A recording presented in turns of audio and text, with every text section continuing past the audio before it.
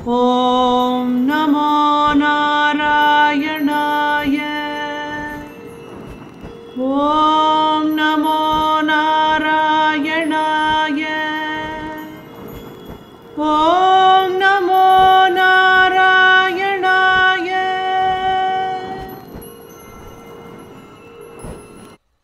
ततश्च वृन्दावनतोऽतिदूरतो वनं गतस्त्वं खलु गोपगोकुलैः हृदन्तरे भक्ततरद्विजाङ्गना कदम्बकानुग्रहणाग्रहं वहन् ततो निरीक्ष्या शरणे वनान्तरे किशोरलोकं क्षुदितं त्रिशाकुलम् अदूरतो यज्ञपरान् द्विजान् प्रति व्यसर्जयोदीदिवियाचनायतान् गतेष्वथो तेष्वभिधाय तेऽभिधां कुमारकेष्वोदनयाचिषु प्रभो श्रुतिस्थिराप्यभिनिन्युरश्रुतिं न किञ्चिदूचुश्च महीसुरोत्तमाः अनादरात् खिन्नधियो हि बालकाः समाययुर्युक्तमिदं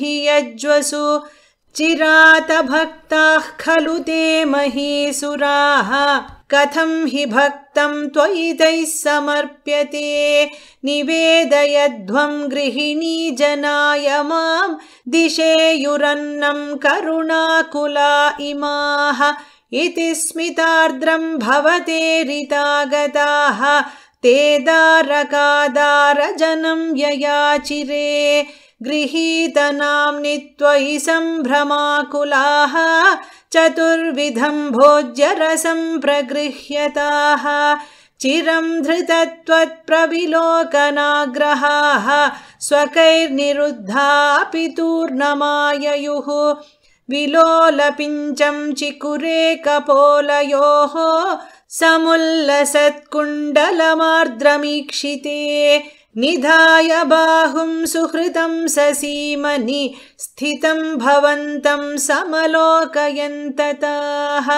तदा च काचित्त्वतुपागमोद्यता गृहीतहस्तादयितेन यज्वना तदैव सञ्चिन्त्य भवन्तमञ्जसा विवेश कैवल्यमहो कृतिन्यसौ आदाय भोज्यान्यनुगृह्यताः पुनः त्वदङ्गसङ्गस्पृहयोज्जतीर्गृहं विलोक्य यज्ञाय विसर्जयन्निमाः चकर्थ भर्तॄन् पिता स्वगर्हणान् निरूप्य दोषं निजमङ्गनाजने विलोक्य भक्तिं च पुनर्विचारिभिः प्रबुद्धतत्त्वैस्त्वमभिष्टुतो द्विजैः मरुत्पुराधीश निरुन्धि मे गदान्।